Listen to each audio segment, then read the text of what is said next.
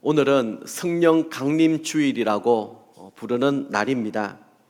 성령 강림절이라고 하는 것은 예수님께서 부활하신 후 50일째 되던 날에 마가 다락방에 모여 기도하던 제자들에게 성령님께서 오신 그 날을 기념하는 날입니다.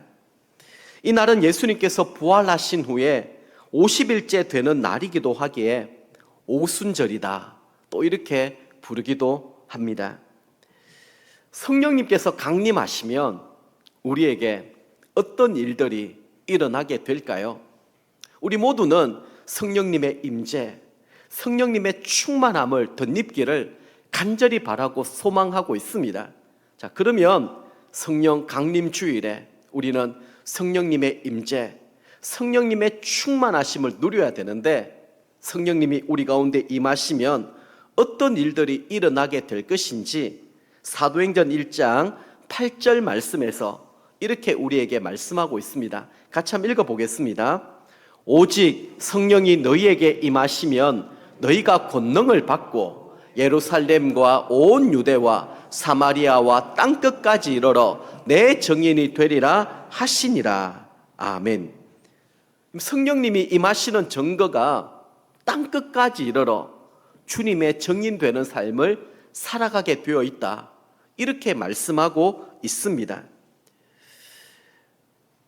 오늘 본문의 주인공 이 사마리아 여인을 통하여서 우리는 어떻게 하면 땅끝까지 이르러 주님의 증인되는 삶을 살아갈 수 있을까? 다시 말해서 어떻게 전도할 수 있을까? 여기에 대한 답을 우리 모두는 얻을 수 있을 것입니다. 사람들끼리 서로 화해하는 모습을 보면 언제나 즐겁고 기쁘고 감격스럽습니다. 사이가 좋지 않던 형제들이 서로 부둥켜 안고 화해하는 모습, 사이가 좋지 않던 부부가 눈물로 용서를 구하며 화해하는 모습은 참 아름답습니다. 오늘 본문 말씀에도 엄청난 화해가 이루어지고 있습니다. 친구나 부부 관계를 초월하는 유대인과 사마리아인의 화해입니다. 원래 유대인과 사마리아인들은 서로 앙숙 관계였습니다.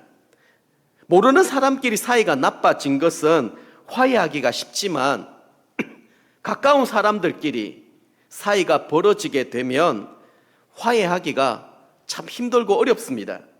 특별히 피를 나눈 형제끼리 사이가 틀어지게 되면 죽을 때까지 화해하지 않는 경우도 많이 있습니다. 유대인과 사마리아인들이 바로 그런 경우라고 할 수 있습니다. 본래 이 사람들은 같은 조상의 혈통을 이어받은 사람들이었습니다.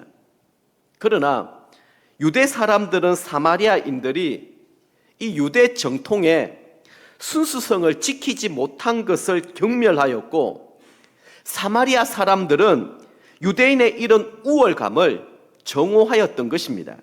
그래서 이 사람들은 같은 조상에서 태어났지만 성경도 달랐고 예배 드리는 장소도 달랐습니다. 유대인들은 사마리아인들과 함께 자리를 같이 하는 것조차도 피하였고, 사마리아인들도 그런 유대인들을 미워하고 정오하였던 것입니다. 그런데 이 화해는 어떤 한 여인 때문에 극적으로 이루어지게 되었습니다. 이 여인은 사회적으로 소외당하고 도덕적으로 멸시받던 그런 여인이었습니다.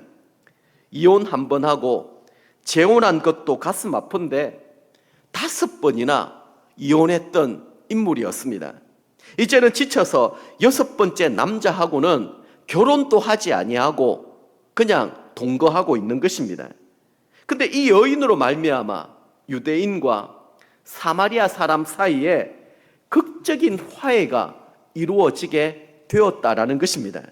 이 장면이 오늘 본문 39절에서 41절까지 묘사되어 있습니다. 한번 보십시오. 39절입니다. 여자의 말이 내가 행한 모든 것을 그가 내게 말하였다 정언하므로 그 동네 중에 많은 사마리아인이 예수를 믿는지라. 사마리아인들이 예수께 와서 자기들과 함께 유하기를 청하니 거기서 이틀을 유하심에 예수의 말씀으로 말미암아 믿는 자가 더욱 많아. 도무지 함께 자리를 같이 할 수 없는 사람들이었습니다. 유대인을 대표하는 예수님과 그 제자들이 사마리아 사람들과 함께 어울려서 이틀 밤을 지내는 아주 놀라운 광경이 벌어지고 있습니다. 이러한 일이 바로 무명의 한 여인으로부터 시작된 것이죠. 42절 말씀을 보면 이 사마리아 사람들에게 아주 놀라운 고백이 또 나타나고 있습니다. 42절입니다. 그 여자에게 말하되 이제 우리가 믿는 것은 네 말로 인함이 아니니 이는 우리가 친히 듣고 그가 참으로 세상의 구주신 줄 알미라 하였더라. 사람과 사람 사이의 화해뿐만 아니라 더 나아가서 이제는 사람과 하나님 사이의 화해가 이루어지게 된 것입니다.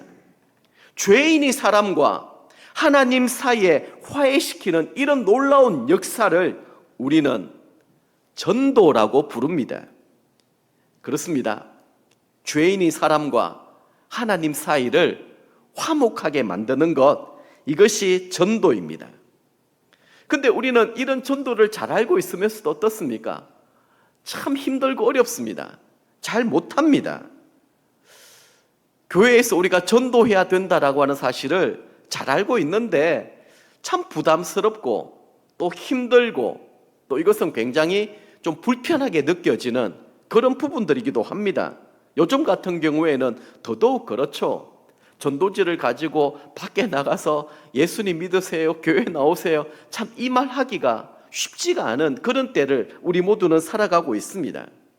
그래서 오늘 우리는 성령님의 권능을 받으면 땅끝까지 예수님의 증인 된다라는 것, 이 말은 한마디로 전도하는 삶을 살게 된다라는 것인데, 자, 그러면 어떻게 우리가 전도를 잘할 수 있을까? 먼저 우리 전도의 원리에 대해서 한번 살펴보도록 하겠습니다. 첫 번째는 직면입니다. 우리가 참된 전도자가 되기 위해서는 가장 먼저 자신이 누구인가를 직면할 수 있어야 됩니다. 상담을 하다 보면 이 상담자는 이 내담자에게, 상담을 받으러 온 사람에게 가장 중요하게 포인트를 두는 것이 무엇인가 하면 자신의 문제를 객관적으로 보게 하는 것입니다. 많은 사람들은 자기 중심적이기 때문에 자기 문제에 빠져들면 이것을 객관적으로 보지 못합니다. 주관적인 감정, 주관적인 생각, 그것이 나를 지배해 버리기 때문에 나만 힘들고 나만 상처받았고 그리고 내가 가장 억울하다 이렇게 생각을 하는 거예요. 거기서부터 문제가 시작되는 것입니다. 그런데 여러분, 우리가 좋은 전도자가 되기 위해서는 하나님 앞에 내가 어떤 사람이었느냐, 나의 연약함, 완악함, 그리고 수치스럽고 부끄러운 모습들을 다 볼 수 있어야 된다라는 것입니다. 근데 문제는 어떻습니까? 문제 많은 사람들이 자신의 문제가 무엇인지를 잘 모르고 살아갈 때가 많이 있거든요. 그러니까 모든 문제의 원인을 다른 사람 탓으로 돌리는 것입니다. 그게 문제예요, 사실은. 여러분들은 내가 하나님 앞에서 벌레만도 못한 죄인이라고 하는 것, 이런 찬양의 고백도 있지 않습니까? 그걸 인정하고 여러분들 그것을 고백할 수가 있겠습니까? 하나님 앞에서는 그렇게 얘기하죠. 저는 벌레만도 못한 죄인입니다. 그런데 누가 내게 와서 야, 벌레만도 못한 이 죄인아 그러면 여러분들 발끈하실 것입니다. 니나 잘하라고 지금 무슨 소리를 하느냐, 그게 우리의 모습이거든요. 그래서 내가 정말 죄인이라고 하는 이 사실을 깨닫지 못하는 분들이 있다고 한다면 이렇게 한번 기도해 보십시오. 하나님, 저를 있는 모습 그대로 볼 수 있게 해 주십시오. 여기서부터 시작됩니다. 하나님, 저는 지금 제 자신을 객관적으로 보지 못하고 있습니다. 저는 괜찮은 사람이고 하나님 앞에서 그나마 신앙생활을 잘하고 있는 그런 사람인 것처럼 착각할 때가 많이 있습니다. 주님, 정말 제 자신을 직면하기를 원합니다. 저를 좀 바로 볼 수 있도록 도와주십시오. 그렇게 기도하면은 하나님이 우리에게 응답해 주십니다. 어떻게 응답하시는가 하면 아주 어려운 대인관계 속으로 몰아넣든지 아니면 아주 어려운 환경 가운데 우리를 몰아넣습니다. 그러면 사람들과의 관계를 통해서 내가 얼마나 연약하고 부족한지, 그리고 추하고 더러운 모습까지 다 드러나는 거예요. 야, 내가 이렇게 누군가를 미워했구나. 누군가를 시기했구나. 이런 열등감 가운데 내가 이렇게 시달렸구나. 그러면서 하나님 앞에서 내가 어떤 모습이었는지 깨닫게 하시는 것입니다. 괜찮은 사람이 아니었어요. 나 자신이 정말 어떻게 보면 쓰레기 중에 쓰레기다. 야, 이런 인생이 어딨냐. 그걸 하나님이 깨닫게 해주시는데 그게 바로 은혜의 출발점입니다. 우리는 항상 다른 사람을 그렇게 볼 때가 있고 그렇게 여길 때가 많이 있습니다. 오죽하면 예수님께서 그렇게 말씀하셨겠습니까? 제발 다른 사람 눈에 있는 티를 보고 비판하고 판단하고 정죄하지 말고 네 눈에 있는 대들보 좀 보라고. 그거를 보지 아니하면서 자꾸 다른 사람의 그 연약함, 그 부족함을 가지고 공격하고 비난하고 정죄하는 것은 옳지 않다라는 거예요. 오늘 이 사마리아 여인도 보십시오. 자신이 누구인가를 너무 잘 알았습니다. 자신은 죄 가운데 있었습니다. 그렇기 때문에 다른 사람의 낯을 피하여서 정오에 난 12시입니다. 그때 몰래 물을 길어러 오는 그런 상황 형편이었습니다.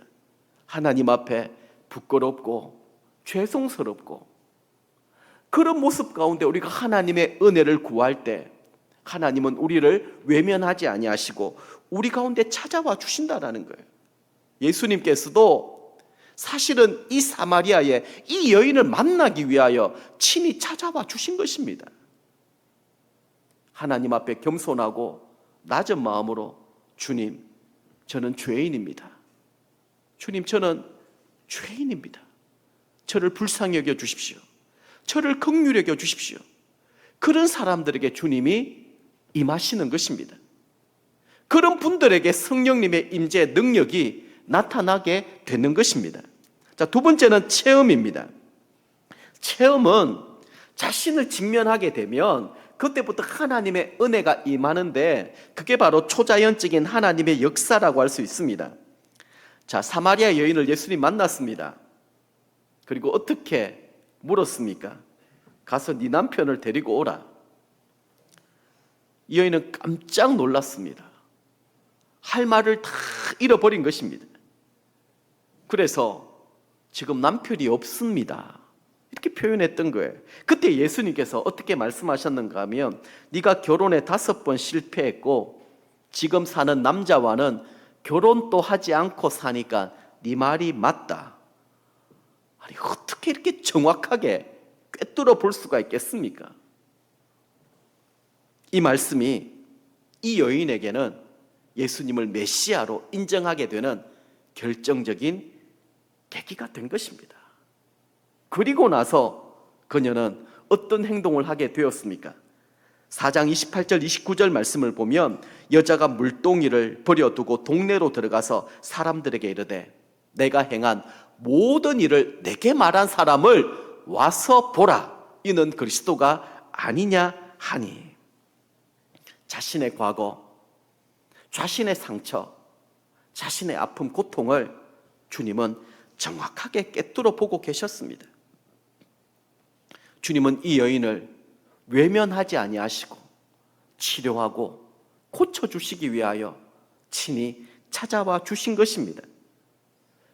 그렇습니다. 우리가 좋은 전도자가 되기 위해서는 우리에게도 이런 주님과의 만남이 필요합니다. 초자연적인 이런 기적을 우리는 체험할 수 있어야 됩니다.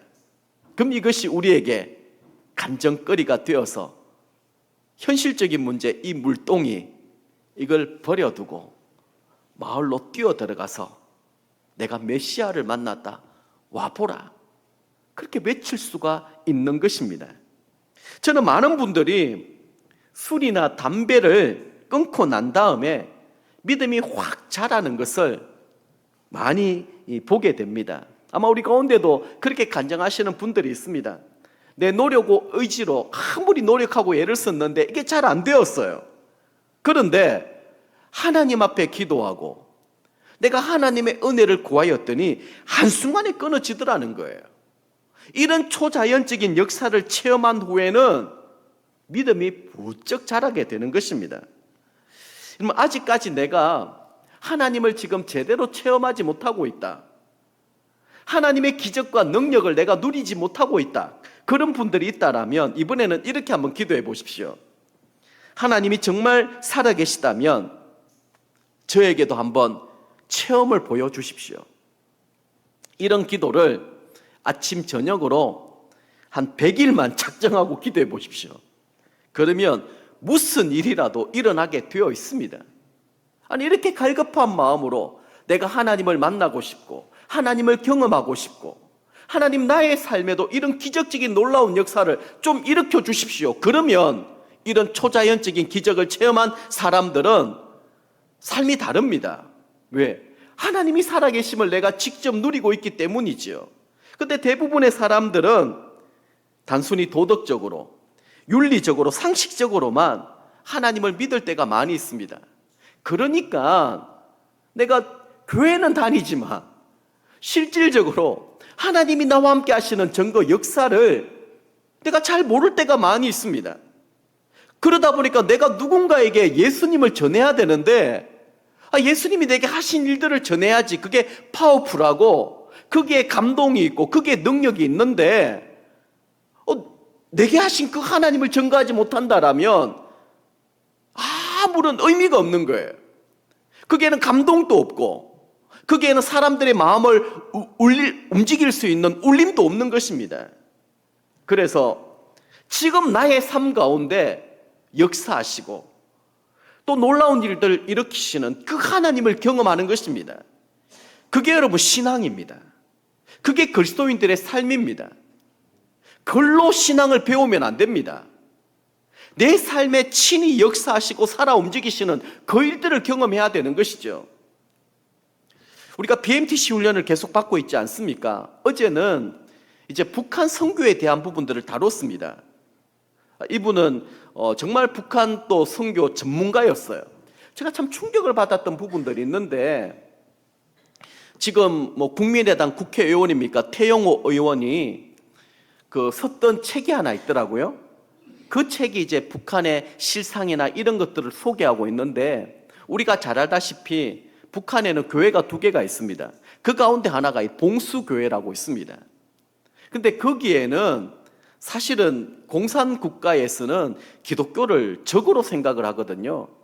근데 이제는 거기에도 뭔가 인권 이런 것들을 생각하다 보니까 목회자와 가짜 교인들을 만들어야 된다는 거예요. 근데 그 가짜 교인들이 어떤 주류의 사람이었는가 하면 완전 빨갱이, 막 굉장히 열심히 있는 이 공산당원들을 거기에다가 이렇게 붙여놔 놓고, 그리고 찬송가도 부르게 하고, 그리고 또 말씀도 듣게 했다라는 거예요. 근데 그것을 이렇게 감시를 하고 있는데 형식적으로 그냥 다니는 사람들이었는데 어느 순간에, 아니 예를 들어서 예배 시간이 9시 반이지 않습니까? 그러면 9시 한 20분쯤 되가 오면 이해가 되는데 이 사람들이 1시간 전부터 교회 가더라는 거예요. 도대체 이 사람들이 무슨 일이 있을까? 그런데 이 사람들이 거기에서 말씀을 듣고 성경을 읽는 가운데, 성경은 지금 우리하고 똑같답니다. 지금 북한 사람들이 보는 성경, 거기에는 주체 사상이나 김일성 이런 내용들도 전혀 없습니다. 하나님의 말씀을 읽고 듣고 찬양하는데 역사가 일어나는 거예요. 사람이 바뀌더라는 거예요. 이런 체험이 우리에게 있어야 되지 않겠습니까? 주일마다 교회는 나오는데 습관적으로 그냥 예배만 드리는, 이건 아무런 의미가 없습니다. 하나님의 말씀은 살아있고 운동력이 있어서 우리의 심령과 골수를 찔러 쪼갠다고 했거든요. 우리의 깊은 폐부까지도 도려낸다라는 거예요. 그래서 이 예배 시간들을 통하여서 우리는 하나님을 경험해야 됩니다. 하나님을 만나야 됩니다. 특별히 오늘 말씀이 선포되는 이 시간에 내 가운데 아무런 마음의 감동이 없고 감격이 없고 이 말씀이 들려지지 않고 깨달아지지 않는다라면 우리가 이렇게 기도해야 됩니다. 하나님, 정말 하나님 살아계시다라면 오늘 하나님의 말씀이 있으면 보되는데 이 말씀이 내 심령에 좀 깨달아지게 해주십시오. 이 말씀이 나의 삶 가운데 역사해 주십시오. 이대로 살 수 없습니다. 하나님, 저도 좀 변화를 경험하게 해주십시오. 하나님이 내게 하시는 이 놀라운 일들을 좀 보게 해주십시오. 이런 기도가 우리에게 필요한 것입니다. 자, 세 번째는 정언입니다. 내 자신이 누구인가를 깨달았고 하나님의 은혜를 직접적으로 체험하였습니다. 자, 그러면 이것을 가지고 가만히 있을 수가 없죠. 그게 정언입니다. 39절 말씀 한번 같이 읽습니다.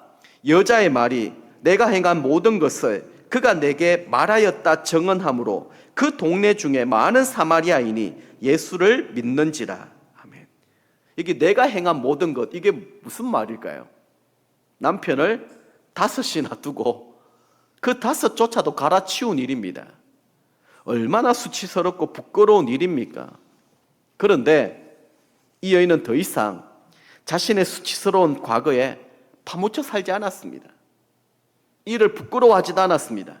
왜냐하면 예수님과의 만남을 통하여 과거의 그 상처 쓴뿌리가 다 죄사함을 받았기 때문입니다. 치료가 되고 회복이 되었기 때문입니다.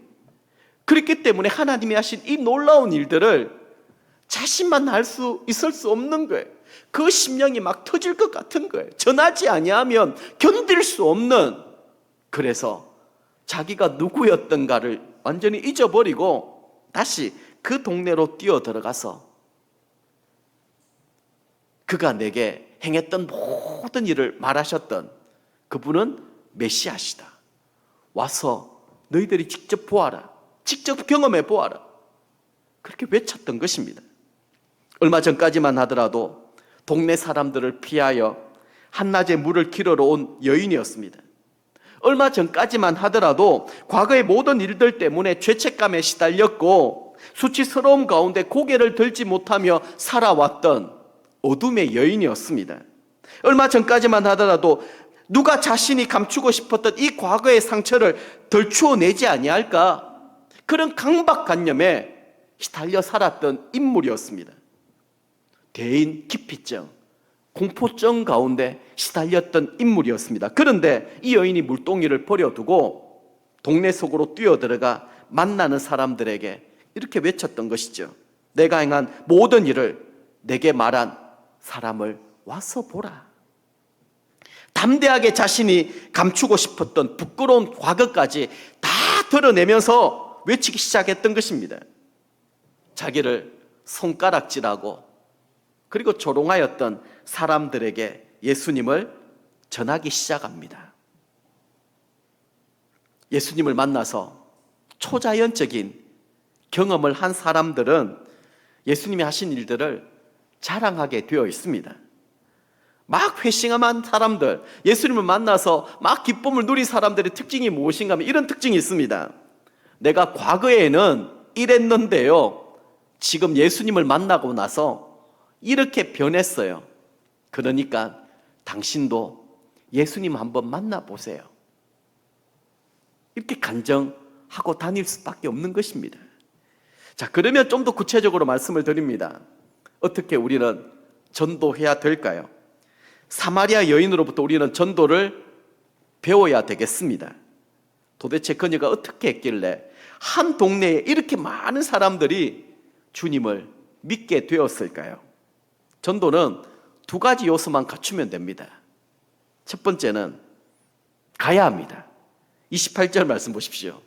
여자가 물동이를 버려두고 동네에 들어가서, 무조건 가야 됩니다. 동네로 들어갔다고 하고 있지 않습니까? 전도는 다른 사람들이 찾아오기까지 기다리는 것이 아닙니다. 가서 너희 모든 족속을 제자로 삼아, 이렇게 말씀하지 않았습니까? 너희는 가서라고 말씀하셨습니다. 이 여인은 동네로 들어갔습니다. 전도에 대해서 내가 어디로 가야 될까? 언제 할까? 어떻게 할까? 누구를 만날까? 무슨 말을 할까? 이렇게 생각만 하다 보면 끝나버립니다. 전도는 생각으로 하는 것이 아니라 발로 하는 것입니다. 로마서 10장 15절 말씀을 보면 이런 말씀이 있습니다. 아름답도다 좋은 소식을 전하는 자들의 발이여. 전도자의 아름다움을 움직이는 이 발에 초점을 맞추고 있는 것입니다. 그런데 지금 이 여인이 어디로 갔습니까? 동네로 들어갔습니다. 그 동네는 자신이 불편하여 숨어 지내던 곳이었습니다. 근데 지금까지 자신에게 수치와 부끄러움을 안겨다 주었던 그 동네로 다시 들어가려고 하고 있습니다. 그렇습니다. 때때로 우리는 이런저런 생각보다 일단 성령님께서 내 마음에 감동을 주시면 내가 그렇게 미워하고 내게 상처를 주었던 사람들에게 찾아가는 것이 전도입니다. 그 사람에게 화해의 손을 내미는 것입니다. 먼저 용서를 구하는 것입니다. 그러면서 하나님이 내게 하셨던 이 일들을 그들에게 증거하는 것입니다. 그게 감동이 있고 거기에 성령님께서 하시는 놀라운 역사가 일어나는 것입니다. 자, 두 번째는요, 전해야 합니다. 29절 말씀을 또 보십시오. 물동이를 버려두고 다시 동네에 들어간 여인은 무엇을 말했습니까? 29절에 내가 행한 모든 일을 내게 말한 사람을 와서 보라. 이는 그리스도가 아니냐 하니. 지금 이 여자가 말하고 있는 것은 두 가지입니다. 그래서 뭘 전해야 되느냐? 하나는 전도고 하나는 초청입니다. 이 두 가지만 기억하면 됩니다. 간정이고 초청입니다. 자, 간정은요, 우리가 앞에서도 살펴보았던 것처럼 본문에 나와 있는 대로 내가 행한 모든 일을 내게 말한 그 사건을 증거하는 것이 간정입니다.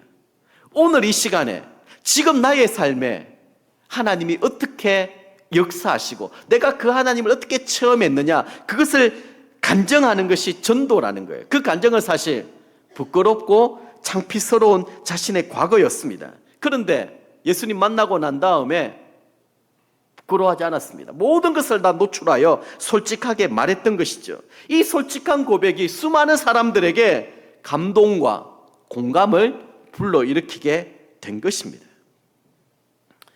우리가 좋은 전도자가 되기 위해서는 하나님께서 하시는 모든 일들, 그것이 나의 삶에도 생생하게 적용될 수 있어야 됩니다. 우리가 매일마다 큐티를 하지 않습니까? 말씀을 묵상하지 않습니까? 그걸 머릿속에서만 끝나면 안 됩니다. 가슴 속에 끝나면 안 됩니다. 그게 손과 발로 나타나야 되는 것이죠. 내가 그 말씀대로 순종하였더니 이런 놀라운 역사가 일어났습니다. 여기까지 가야 되는 것입니다. 머리로, 가슴 속으로 회개하고 깨닫고 감사하고 뉘우치는 여기가 아니라 이제는 내가 도무지 순종할 수 없는 문제랄지라도 오늘 내게 하나님이 그렇게 말씀해 주셨으니 말씀대로 제가 순종하겠습니다. 그리고 그 순종의 걸음을 내디뎠을 때 하나님이 하시는 놀라운 일들을 보게 하시거든요. 그걸 체험한 것을 간증하는 거예요. 자, 두 번째는 초청입니다. 내가 행한 모든 일을 내게 말한 사람을 와서 보라. 이것만큼 위대한 전도 방법은 없습니다. 주님의 전도 방법도 초청이었습니다. 우리가 인내송으로 늘 부르는 찬양이 있죠. 수고하고 무거운 짐진 자들아 다 내게로 오라. 내가 너희를 쉬게 하리라. 이것만큼 쉽고 분명한 방법이 어디에 있겠습니까? 와서 직접 여러분들이 보십시오. 전도는 이렇게 말하면서 초청하는 것입니다. 예수님은 초청받아 자신에게 나아왔던 사람들에게 복음의 말씀을 전해주셨습니다. 그 말씀이 이들로 하여금 구원의 자리까지 이르게 만든 것입니다. 그래서 우리가 할 일은 이렇습니다. 내가 받은 은혜를 나누고 내가 그 경험한 예수님을 간증하고 그 주님을 한번 만나보라고 초청하는 것, 여기까지가 우리가 할 일입니다. 복음을 받아들이고 믿게 하는 것은 나의 영역이 아니라 주님이 하실 일입니다. 우리가 전도를 하다 보면 예수님을 믿을 때까지 이 사람을 내가 책임져야 된다, 인도해야 된다, 그런 부담감을 가질 때가 있습니다.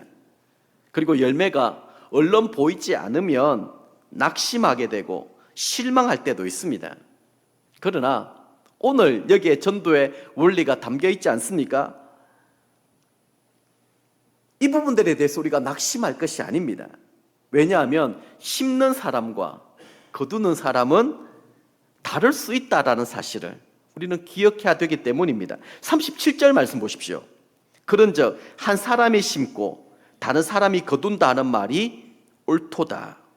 내가 심었기 때문에 내가 반드시 거둬야 된다. 그것도 교만입니다. 하나님이 하실 일이거든요. 나는 열심히 뿌리기만 뿌리고 다른 사람이 거둘 수가 있습니다. 저는 목사이기 때문에 많은 사람들에게 예수님을 영접시키는 일, 거두는 일을 할 때가 참 많이 있습니다. 다음 주에 우리가 또 예수님 영접 모임을 할 텐데요, 1시간만 복음을 전해도 또 많은 분들이 눈물을 흘리면서 예수님을 주님으로 영접하기도 합니다. 근데 영접하신 분들의 간증을 이렇게 또 들어보면은요, 그냥 그 시간에 복음의 메시지를 들었다고 해서 예수님 영접한 것이 아니더라고요. 그 전에 많은 분들이 씨를 뿌렸다라는 사실을 발견할 수가 있습니다. 그분에게 간증해 주셨던 분, 또 위에서 계속 기도해 주셨던 분, 교회 나오라고 초청하셨던 분, 이런 분들이 씨를 부지런히 많이 뿌렸기 때문에 그게 쌓이고 쌓여가지고 마침내 예수님 영접 모임 때 마음문을 활짝 열고 예수님을 나의 주, 나의 하나님으로 영접하게 되는 것입니다. 여러분, 오늘 본문에서 전도는 씨 뿌리는 사람 다르고 거두는 사람 다르다라는 이 사실 꼭 기억하시기 바랍니다. 그러면 우리는 전도하면서 낙심하거나 또 우리 절망할 필요가 없습니다. 주님은 우리가 얼마나 많은 열매를 거뒀느냐, 그거 보시지 않습니다. 얼마나 많은 사람들에게 씨를 뿌렸느냐, 그 영혼을 사랑하고 포기하지 아니하고 그 영혼을 위하여 수고하고 애썼느냐, 이것을 보시는 거예요. 지난 금요일 날 새벽에 간절히 기도하는데 우리 성도님 한 분에게 이렇게 톡이 온 거예요. 목사님, 새벽 일찍 죄송합니다. 지금 우리 남편과 함께 같이 일하는 이 동료들, 청년들이 있는데 한 4분의 이름을 제게 이렇게 올려주시면서 목사님, 이분들 좀 기도해 주십시오. 꼭 교회로 초청하고 싶은데, 함께 이분들하고 주님이 기뻐하시는 일들을 좀 하고 싶은데 목사님 기도해 주십시오. 참 그 아침에 제가 간절히 기도했더랬습니다. 그리고 우리 교육자 또 우리 경건의 시간에도 그 명단을 두고 함께 간절히 기도했습니다. 하나님 얼마나 기뻐하시겠습니까? 하나님이 정말 바라고 원하시는 일들이 바로 여기에 있거든요. VIP의 영혼을 붙들고 눈물로 씨를 뿌리는 것입니다. 부지런히 눈물로 씨를 뿌리면 하나님이 적당한 때에 하나님의 때가 되면 그 영혼을 만나게 하시고 돌이키게 하신다라는 거예요. 말씀을 정리합니다. 오늘은 성령 강림 주일입니다. 우리는 모두 성령님의 권능을 받아야만 합니다. 우리는 성령님의 권능에만 초점 맞출 때가 많이 있습니다. 그러나 권능을 받고 난 다음에 우리가 어떤 삶을 살아야 될 것인가, 여기에 우리가 이제는 초점을 좀 맞추면 좋겠습니다. 예루살렘, 온 유대, 사마리아, 땅끝. 그 사마리아는요, 우리 앞에 살펴보았듯이 내가 미워하는 사람입니다. 내게 상처를 준 사람입니다. 또 호부지 이 사람하고는 내가 가까이 하고 싶지 않는 그런 사람입니다. 그런데 우리가 성령님의 권능을 받게 되면 그 사람도 품게 된다라는 거예요. 그 사람도 사랑하게 되고 그 사람에게도 예수님의 사랑을 전하게 되어 있다라는, 이게 성령님의 권능을 받은 증거입니다. 우리 주님은 본문 35절에 이렇게 말씀합니다. 너희 눈을 들어 밭을 보라, 희어져 추수하게 되었도다. 이게 예수님의 관점입니다. 저는 오늘 이 시간에 우리의 영안도 활짝 열려서 우리 주변을 돌아보면서 희어져서 추수해야 될 그 영혼이 누구인가를 바로 볼 수 있기를 바랍니다. 그래서 이제는 우리 모두가 나의 VIP를 위해서 좀 기도해 주십시오. 이 영혼을 위해서 좀 기도해 주십시오. 내가 이 영혼을 어떻게 하든지 좀 주님께로 초청하고 예수님 믿게 하고 싶은데 저를 위해서 기도해 주십시오. 만나는 사람들마다, 우리 교역자들에게, 또 목장에서도 이런 분위기, 이런 움직임들이 일어나게 될 때 하나님께서 VIP를 우리에게 붙여주지 않겠습니까? 저는 매일 새벽마다 기도하는 기도 제목이 이겁니다. 하나님, VIP를 우리 성도들에게 좀 붙여주십시오. 우리 교회에 좀 붙여주십시오. 그래서 말로만 영혼 구원하고 제자 만드는 교회가 아니라 정말 우리 교회가 영혼을 구원하는 교회, 예수님 믿지 않는 자들에게 복음을 전가하여 저들이 세례를 받고 예수님의 제자로 건강하게 세워나가는 그런 교회, 그 교회가 하나님 기뻐하시는 건강한 교회 아니겠습니까? 여기에 우리가 초점을 맞춰야 됩니다. 여러분, 하나님의 교회가 영혼 구원의 열정을 잃어버리고 영혼 구원에 대한 이 목적을 상실하게 되어버리면 교회는 변질되게 되어 있습니다. 교회는 타락하게 되어 있습니다. 금방 무너지게 될 것입니다. 그래서 우리의 모든 초점이 어떻게 하면 영혼을 구원하고 이 영혼이 우리 교회에서 뿌리를 내리고 아름답게 잘 자라갈 수 있을까? 여기에 초점을 맞춰야 됩니다. 뭐 교회 행정, 구제, 선교 어떻게 해야 될 것인가? 이거는 다 문제입니다. 이게 우선이 되면 안 됩니다. 어떻게 하면 우리가 영혼을 구원하여 하나님의 자녀 만들고 하나님의 교회가 아름답게 자라갈 수 있을까? 여기에 우리 모두가 한마음 한뜻을 가져야 된다라는 말입니다. 주님께서는 휘어져서 추수하게 된 그 밭을 보라고 했습니다. 함께 보십시다. 그리고 하나님이 추수할 일꾼을 부르시는데 일꾼이 없는 거예요. 이 일을 위하여 갈급해하며 가슴을 치며 기도하고 있는 사람들이 없는 거예요. 이 일을 위하여 헌신하는 사람들이 없습니다. 다른 일들은 열심히 하지요. 그러나 하나님이 가장 원하시고 기뻐하시는 이 일들에 있어서는 나는 은사가 없기 때문에 나는 지금 바쁘고 힘들어서 그건 아닌 것 같습니다. 이건 놓쳐버리면 교회의 존재 목적을 우리는 상실하게 됩니다. 계속해서 우리는 교회가 무엇인가에 대해서 함께 나누고 있습니다. 한 문장으로 딱 정리하자면 이겁니다. 영혼 구원하여 제자 만드는 교회입니다. 그게 주님께서 교회를 세워주신 목적입니다. 이번 주 수요일 날 어떻게 흘려보내게 될 것인가? 똑같은 얘기 또 할 겁니다. 제가 왜 하나님께서 예루살렘 교회를 흩어버리셨는지, 흩어버리신 그 교회를 통하여 하나님 어떤 일들을 이루셨는지 그걸 보게 될 것입니다. 휘어져 추수하게 된 그 밭을 보면서 누가 나를 대신하여 갈고라고 부르실 때에 주님, 제가 여기 있습니다. 저를 보내주십시오. 이렇게 고백하고 헌신하고 결단할 수 있는 저와 여러분들, 이제 우리 모두가 사마리아 한 여인이 되어서 주님을 만나고 경험했다고 한다면 가야 됩니다. 간증하고 초청해야 됩니다. 저와 여러분들을 통하여 이 놀라운 영혼 구원, 제자 만드는 역사가 여러분 가정, 목장, 우리 교회를 통하여 일어날 수 있기를 주님의 이름으로 간절히 부탁을 드립니다.